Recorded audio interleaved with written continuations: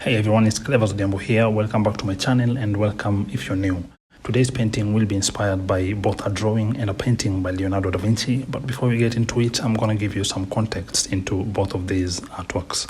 Sometime in 1474, when he was only 22 years old, Leonardo made a painting of a 16-year-old poet named Ginevra. This was at the time of Ginevra's marriage, and it was customary at the time for such paintings to be made as gifts to the newlyweds or to the newly engaged. Aside from the many artistic merits that this painting rightfully holds, there's one mystery about it that has always stood out to me. And that is that at some point, presumably due to damage or to enable it to fit into a new space, the bottom half of this painting was cut off.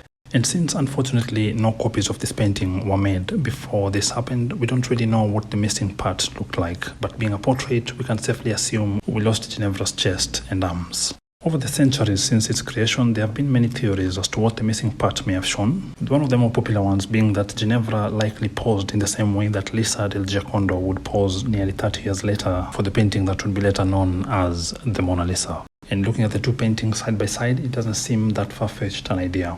However, a more compelling theory to me is that Ginevra's hands were likely positioned in the same way as those in this drawing that was found in one of Leonardo's notebooks.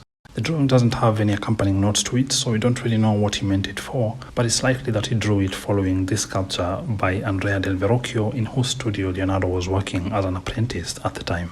The sculpture, the drawing, and the painting were all made in the same year, a coincidence that only helped to support this suggestion.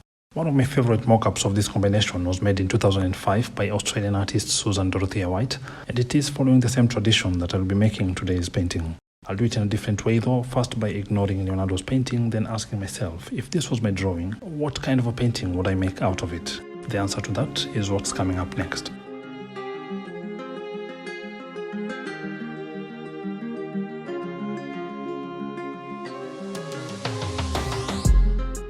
My painting measures 180 by 100 centimeters, and like most, if not all of my work, it's going to be done in oils. However, this doesn't mean I won't be using other types of paint. The grey background on the canvas is made of acrylic paint, and beneath it is a layer of white silk vinyl paint. The silk vinyl paint acts as a primer, which means its job is to block all the flaws that appear